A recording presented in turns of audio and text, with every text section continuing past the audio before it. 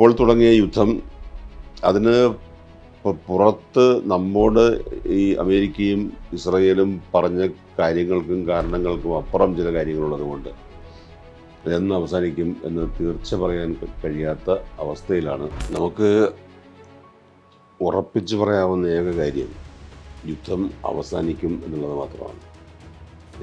എന്ന് ചോദിച്ചാൽ ആർക്കും, ട്രംപിന് പോലും ഉറപ്പായി പറയാൻ കഴിയില്ല. കാരണം യുദ്ധം തുടങ്ങിക്കഴിഞ്ഞാൽ പിന്നെ ട്രംപിൻ്റെയും നേതന്യാഹുവിൻ്റെയും ഒക്കെ നിയന്ത്രണത്തിൽ നിന്ന് കാര്യങ്ങൾ വിട്ടുപോകും. ഇറാൻ കൂടി തീരുമാനിച്ചാലല്ലേ യുദ്ധം അവസാനിക്കുകയുള്ളൂ.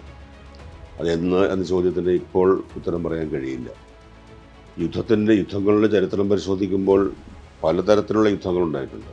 മഹാഭാരത യുദ്ധം 18 ദിവസം നീണ്ടു നിന്നു.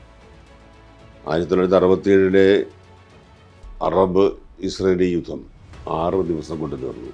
പക്ഷെ 2ാം ലോകമഹായുദ്ധം 6 വർഷമെടുത്തു.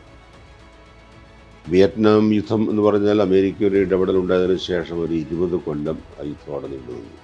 ഇപ്പോൾ റഷ്യയിൽ തന്നെ യുക്രൈൻ യുദ്ധം നമ്മളിപ്പോൾ അത് എന്ന് അവസാനിക്കുമെന്ന് ചോദ്യം പോലും ചോദിക്കുന്നില്ല. അതിനെക്കുറിച്ച് ഇപ്പൊ ആരും സംസാരിക്കുന്ന പോലും അത് അവിടെ ഒരു സാധാരണ അവസ്ഥ എന്ന രീതിയിൽ നമ്മൾ കാണുകയാണ്.